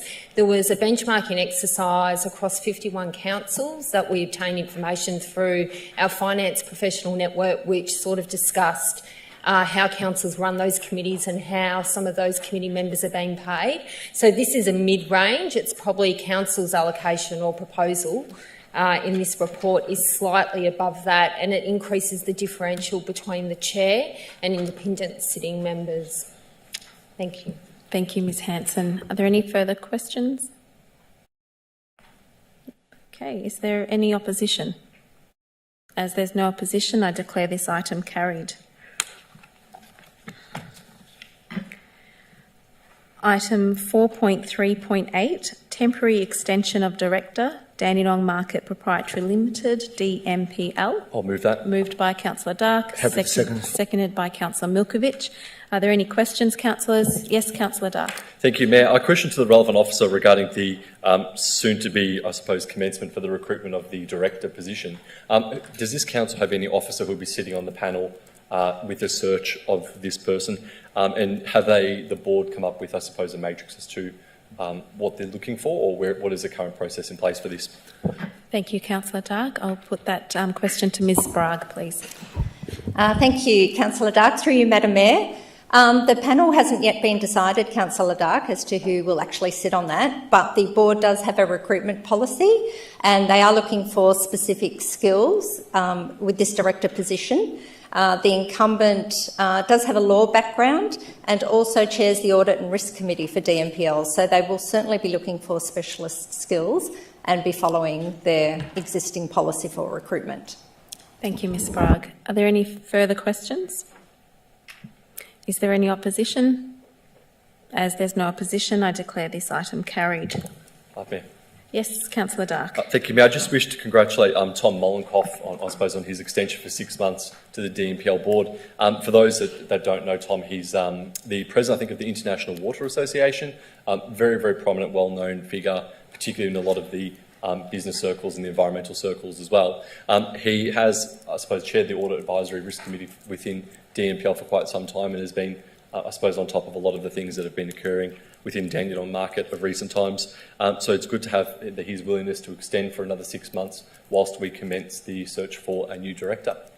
Thank you, Councillor Dark.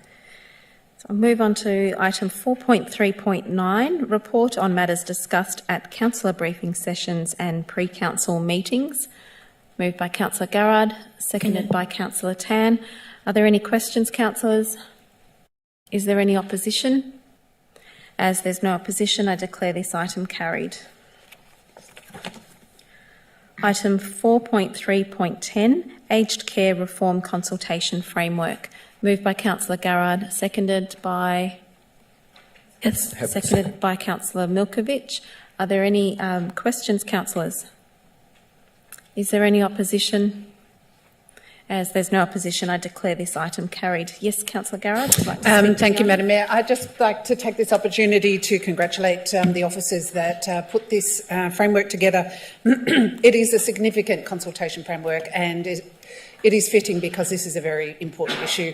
The aged care is a very, very important issue to residents in the City of Greater Dandenong, and it is right and fitting that we are dedicating a great deal of time and effort in a comprehensive consultation process about what's next in light of the legislative changes that are coming down from the Commonwealth. So I commend the officers that put this together. Thank you, Councillor Garrard.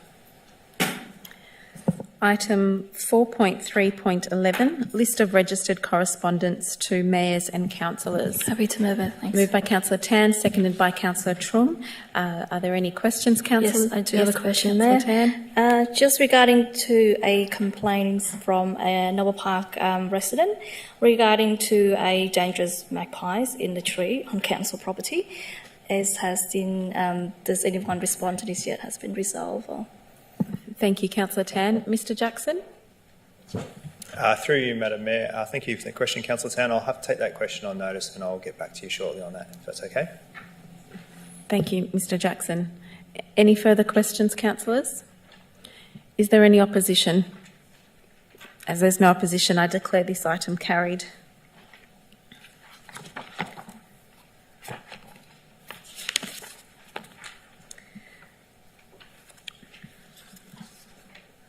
Okay, yeah, so item 5, notices of motion. There are no notices of motion, so I'll move on to item 6, reports from councillors, delegated members and councillor questions. I'll start with you, Councillor Milkovich. I will save time tonight, so nothing from me. Thank you, Madam Mayor. Thank you, Councillor Milkovich. Councillor Dark? Thank you, Mayor. Mayor, I only have one question tonight, and I did raise this in the pre-council meeting regarding these speed humps that have been installed in Bloomfield Road. The resident did just message me earlier to see, make sure I don't forget to raise it. The speed humps were funded through a black spot program and have been installed, painted and finished. However, the speed humps in some areas have started to disintegrate quite rapidly. If we could please have the relevant officer look into that, that would be great. Thank you, Councillor Dark. Mr Trinkagana, please. Thank you, Mayor. Yes, I'm happy to inspect them. That contract hasn't been complete yet, so there is an opportunity to address any defects, but we'll investigate that first thing in the morning. Thank you, Mr Trinkagana. No further questions. Thank you. Councillor Lim? Thank you, Mayor. Just the last fortnight, sort of attend the meet and greet young leaders, and quite exciting one because 4 of us, Mayor, Deputy Mayor, myself and Councillor O'Reilly, we had a great question and answer. Yeah, very well interaction. And also on the next day, I sort of organized another, what we call filming for liver well for Hepatitis Australia. And also on behalf of Liver Well and also Hepatitis Australia, we would like to sincerely gratitude to our council that provide us the place at the Sprayvale Library to use that place for recording a video to inform all the Cambodian community right across the country.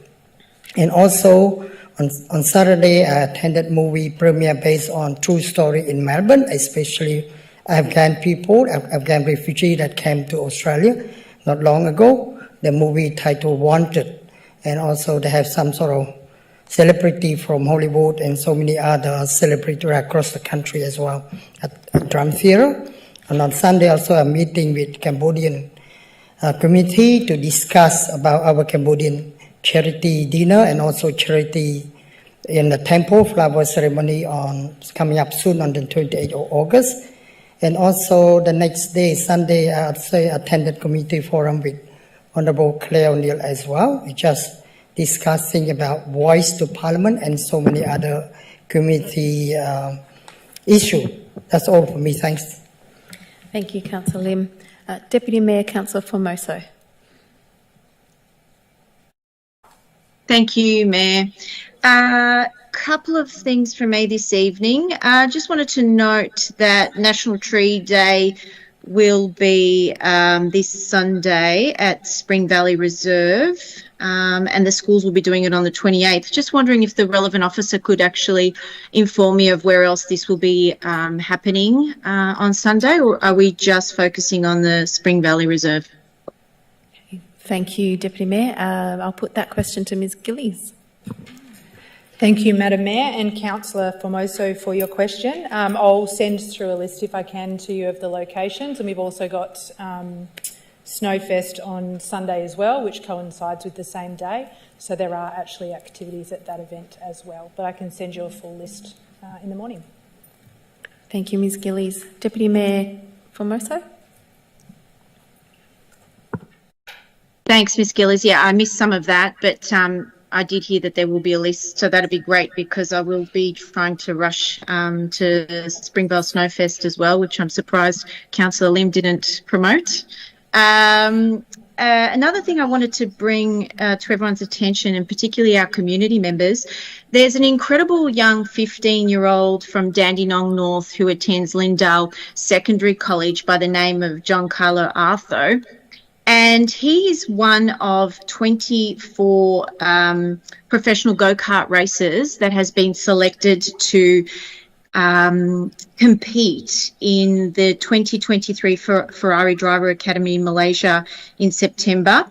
It is an incredible achievement from such a young man, particularly in our community. And unfortunately, to have this privilege comes at great cost financially. And at this point, it's somewhere around the $50,000 mark. And I understand that they are doing a GoFundMe page, which isn't doing too well at the moment. I'm doing everything I can to work with the school, with the community to raise as much funds as possible. I was just wondering if we could have some assistance in this regard. I know we don't have any particular grant for individual sporting athletes, but if there was something that council officers could do to assist this young man with his quest to be potentially a Formula One racer in the future. So if the relevant officer could possibly assist me with this matter so that I can forward on his mother's details and then perhaps see what we could do to assist this local resident. Thank you, Ms Gillies would like to respond. Yes, Ms Gillies, please. Thank you, Madam Mayor. Thank you, Councillor Formoso. Sounds like a fantastic young person. Please forward me through the details and we'll look and see if there's any way we can help. Thank you, Ms Gillies. Deputy Mayor Formoso. Yeah, that'd be great. We are a bit rushed for time simply because it is happening quite soon. So any assistance would be really, really appreciated. The other thing that I wanted to raise was that I don't know what's happening with our Snap Send Solve app, but I'd like to commend our officers for responding so promptly to a lot of the ones that I've put in. I know that we have tweaked it somewhat to make it a little bit more user-friendly and get better outcomes, but I'm pleased to say that all of the hundreds that I've put in have been responded to very, very quickly and would like to congratulate all of the officers. I do believe that there has been some sort of upgrade to it, so thank you very much. Thank you, Deputy Mayor. That's all from me. Thanks, Mayor. Okay. Thank you. Councillor Tan. Thank you, Mayor. Just want to provide my report since the last 2 weeks. So I did attend a few council events. On the 11th of July, I attended the annual commemoration of the victims of the Srebrenica genocide 1995. So I did attend it with the Mayor, Councillor Eden, Foster.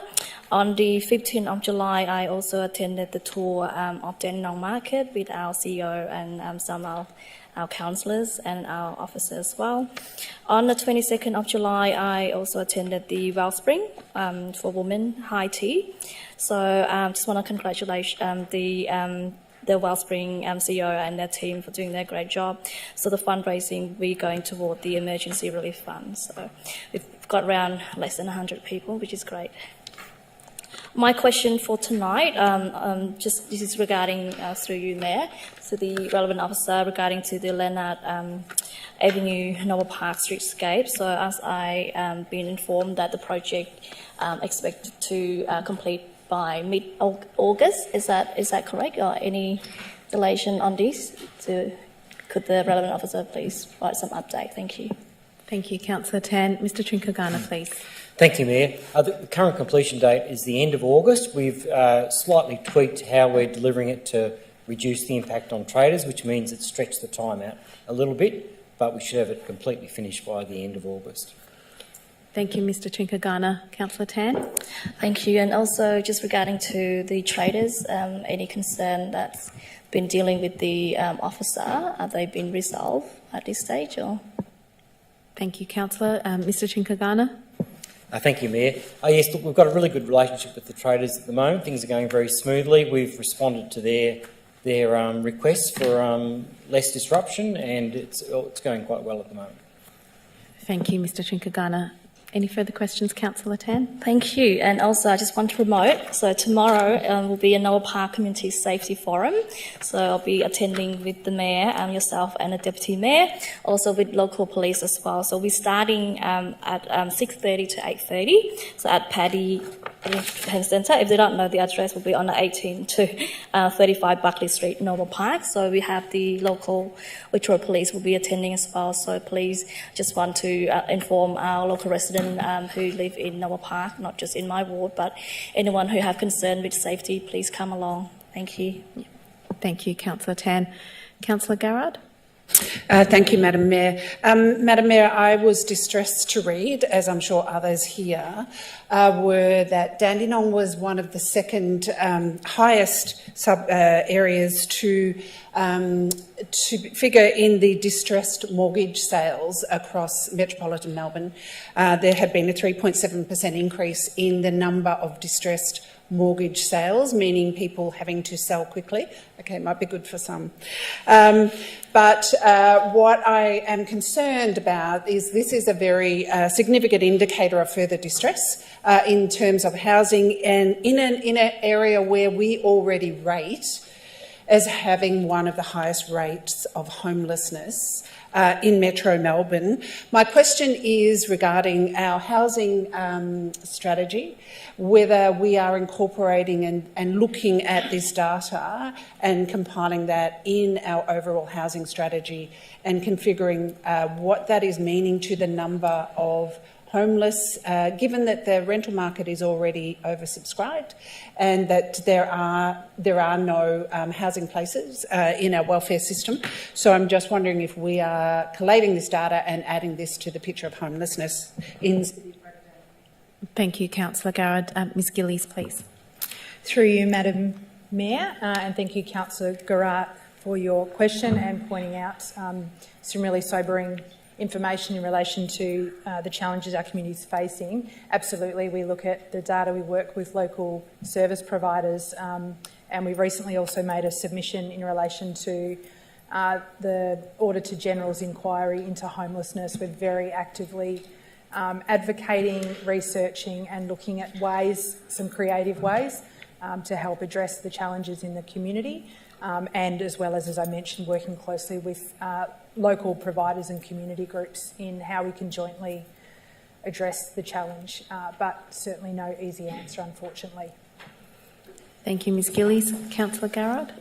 Thank you, Madam Mayor. I would wish to point out two fantastic events that are coming up in the City of Greater Dandenong this Friday. We're having the official launch of the One Tree Per Child, and we're very lucky to have the founder, John Dee, flying down from Sydney to join us on that day. As you know, John Dee and Olivia Newton-John started this fantastic initiative, and we are having a fantastic event in Springvale on Friday to officially launch the fantastic One Tree Per Child initiative, where every child, the vision is every child in the city of Greater Dandenong will plant a tree in their lifetime and nurture and watch that tree grow and nurture and watch the relationship with the environment grow. So very excited about that.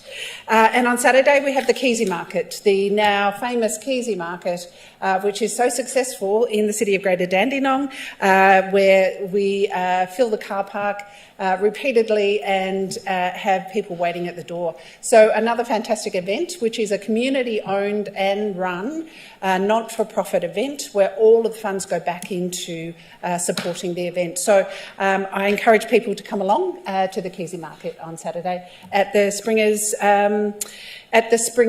facility, and I thank SEL. I thank the operators of the Springers facility for coming to the party and providing some financial relief for hosting that event there and partnering with us on that event, which we greatly appreciate.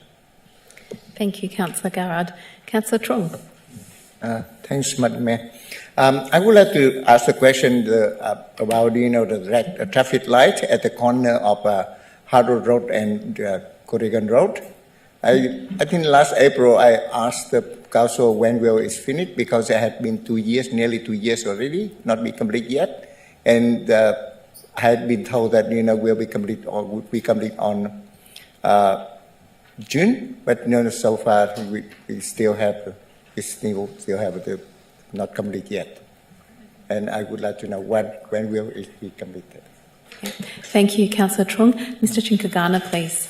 Yes, thank you, Mayor. Look, we've had some delays in waiting approvals. We need some approvals for the street lighting and some power connection. We haven't quite got there yet, but we're hoping that that's only a few weeks away before we can finalise that those set of signals and have them operating. Thank you, Mr Chinkagana. That's all. Thank you, Councillor Trung. Councillor O'Reilly. Thank you, Mayor. Dandenong Market tour, we went on Saturday the 15th of July. Councillor Formoso, Councillor Tan, myself and your good self. I think that was all the councillors. It was good to see the gentrification of Dandenong Market happening, and also the new idea of pop-up stalls so that new traders can try out the market for a short period. And it's great at Dandenong Market. We're seeing an increased diversity of offering with the lowest fresh fruit prices in Melbourne. Thank you, Mayor. Thank you, Councillor O'Reilly. And I'll go to my report. So in the past 2 weeks, I've done a few things, and I've attended, paid a visit to the Asylum Seeker Resource Centre with our CEO, Jackie Weatherall. It was a great opportunity to see the great work that the Asylum Seeker Resource Centre do in our community for new arrivals and the supports that they offer. And I do believe that they have opened an invitation to my fellow councillors to pay a visit. And I strongly encourage you all to go down there, pay a visit and see the great work that they do. I also attended the annual commemoration of the victims of Srebrenica genocide, 1995, with Councillor Tan. Attended the Seniors Afternoon Dance at Springvale Town Hall, which is always a lovely opportunity to see our wonderful seniors get up and boogie. They do love to come together, and they haven't had this opportunity for a few years because of COVID, so they really did love and appreciate the opportunity to come together, socialise, have a dance, listen to some great music, and it was a wonderful opportunity. So I believe we will be hosting another seniors dance later on in the year during Seniors Week, and I certainly look forward to that as well. They do know how to have a good time. I attended the South East Leisure's first year of operation celebration, which is fantastic to see a year down in terms of their operations, but we forget the year prior to that, where the coming together of the board and and SEL. So congratulations to South East Leisure for their 1 year anniversary of operations. On the 20th of July, I attended the launch of the Long Walk for the Safety and Freedom of Afghan locally engaged employees, extended families and people seeking asylum. Kutbalim Timur and his countrymen from Afghanistan, there are 2 other men with him, are walking as we speak, or they might be resting now, but they aim to get from Dandenong, from Harmony Square, to Canberra by foot, 40 kilometres a day over the next 18 days. So their push is to voice their concerns about the families or the extended families of Afghans who have supported the Australian government in Afghanistan, who are still stuck in limbo in Afghanistan. Obviously, they've got family and loved ones that are still in Afghanistan and are very concerned for them. And it's very much in line with our mayoral task force for people seeking asylum. And I wish Kutbalim and his friends all the best for their journey. I think they've had some blisters along the way, but I believe my update is that they are going well and going strong, and they are well supported on the way. But I encourage my fellow councillors to promote their cause if they can, because it's a really important cause. 18 days of 40 kilometres each day is no light feat, pardon the pun with the feet, but this is a very special cause, and I credit them for their efforts and their courage.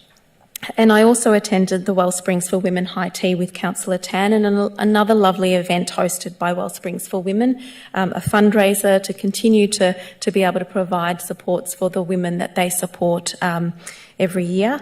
And it was well attended and it was a lovely event. And just yesterday, I attended the Young Vinnies 10-year anniversary, and it was a special moment because I was the inaugural president of the Young Vinnies Noble Park branch, and they're still going strong. I believe they are the only Young Vinnies in the southeast left. So I do encourage all our young listeners out there, the criteria is just to be 18 plus. So young at heart, if you can volunteer sometime, and it's not a lot of time, it's once a month the meetings, and some of the work that they do includes soup van runs, bread runs, engaging with elderly citizens in the area. Whatever volunteering work is out there, they are willing to do, but they also need more volunteers as well.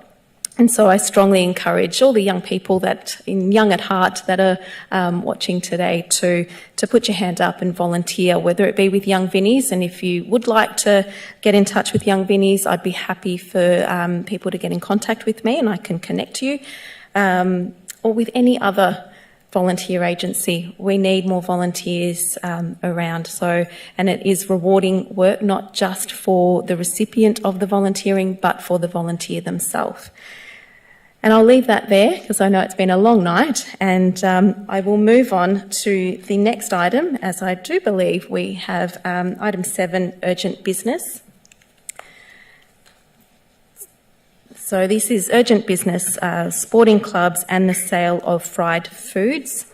Moved by Councillor Garrard, seconded by Councillor Tan. You've got to permit the item. Oh, you want to second it? Oh, my apologies. So can I first can I have a mover and a seconder for permitting the urgent item of business? So moved by Councillor Garrard, seconded by Councillor Tan. Are there any questions? Is there any opposition? As there's no opposition, then I declare that carried, and we move on to the item, which is urgent business, sporting clubs and the sale of fried foods. Moved by Councillor Garrard. Second. Seconded by Councillor Dark. Are there any questions, councillors? Is there any opposition? As there's no opposition, I declare this item carried. Councillor Garrard, would you like to speak to this item? Thank you, Madam Mayor, and I thank my fellow councillors and Councillor Dark for supporting this motion. As many may be aware, we've had recent media with quite distressing media claiming that the City of Greater Dandenong is banning fried foods from sporting facilities, and many of us have had many phone calls and many approaches from people from sporting facilities distressed that they will be forced to relinquish fried foods, which is a great source of income, a very efficient way to feed a large number of children quickly, and also desired and a preference by many of the people attending those facilities. The reality is that the Council has been supporting and encouraging, as per our healthy eating strategy, sporting facilities to move to providing healthier choices, which is right and proper, and is what we should be doing as a council. However, there is the issue of choice as well, and this notice of motion goes to the issue of choice, and therefore we are asking that the council be very clear that there is in fact no ban on fried foods at sporting clubs, neither in the past nor in the future, and that the council is very active in engaging with the sporting facilities who are currently distressed about this issue and falsely believe that they are going to be forced to make a decision. They do not want to make a decision. This notice of motion also cites the great work the council has done in working in collaboration with other sporting facilities, helping them move to healthier choices in their transition towards providing options. And it's important to understand that those issues are about safety as well as choice of foods. But we need to be really clear that this council is not in the business of forcing people to make choices that they don't want to. That whilst we encourage and persuade and support, that we are not in the business of demanding and banning and playing the nanny state, if you want to go there, and telling sporting facilities that they cannot provide fried foods. It's very important that we get that out in the public. It's very important that we stop the distress that a lot of sporting facilities are expressing to many of us, and it's very important that we are very clear about that. Thank you, Councillor Garrard. Any further speakers?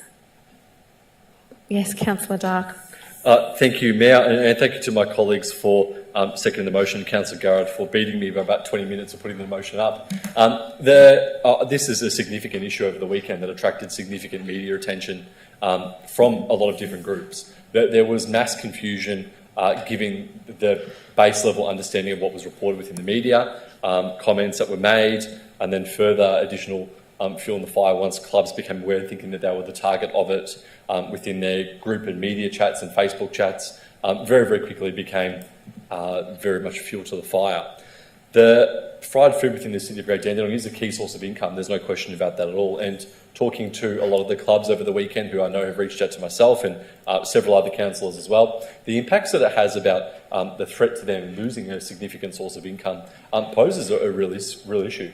A lot of clubs at the moment are struggling financially, coming out of COVID, having a drop in members, people supporting these groups, having to see what other options you've got so that you have an additional income stream to purchase equipment, to purchase the rights, to make sure you can pay the rent on the council facilities.